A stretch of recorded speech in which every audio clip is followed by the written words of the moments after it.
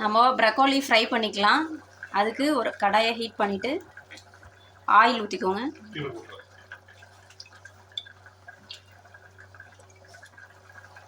கடுகு போட்டு பொரிஞ்சதும் ப்ரக்கோலி கட் பண்ணி வச்சுக்கிறது ஆட் பண்ணிக்கலாம்.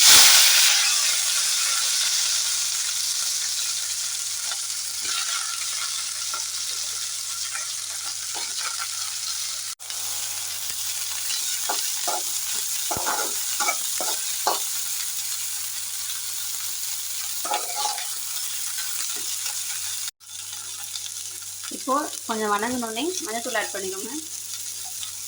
கொஞ்சமாக மிளகாத்தூள். இது இப்போ நல்லா மிக்ஸ் பண்ணிக்கலாம்.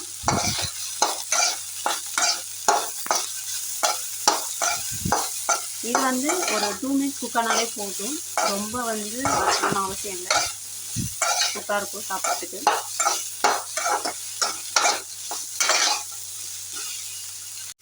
லைட்டாக சால்ட்டு போட்டுக்கோங்க. மிக்ஸ் பண்ணிக்கலாம். மிக்ஸ் பண்ணிவிட்டுங்க நல்லா.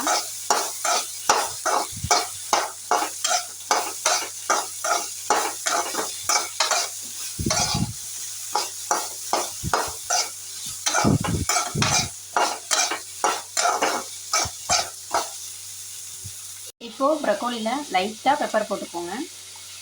சூப்பராக இருக்கும். லைட்டாக பெப்பர் போட்டு மிக்ஸ் பண்ணி விட்டுட்டு ஆஃப் பண்ணிவிடுங்க. அவ்வளோதான், சுவையான ப்ரக்கோலி ரெடி ஆயிடுச்சு. அவ்வளோதான், ஆஃப் பண்ணிவிடுங்க. நீங்களும் செஞ்சு பார்த்துட்டு எப்படி இருக்குன்னு கமெண்ட்டில் சொல்லுங்கள். தேங்க்யூ.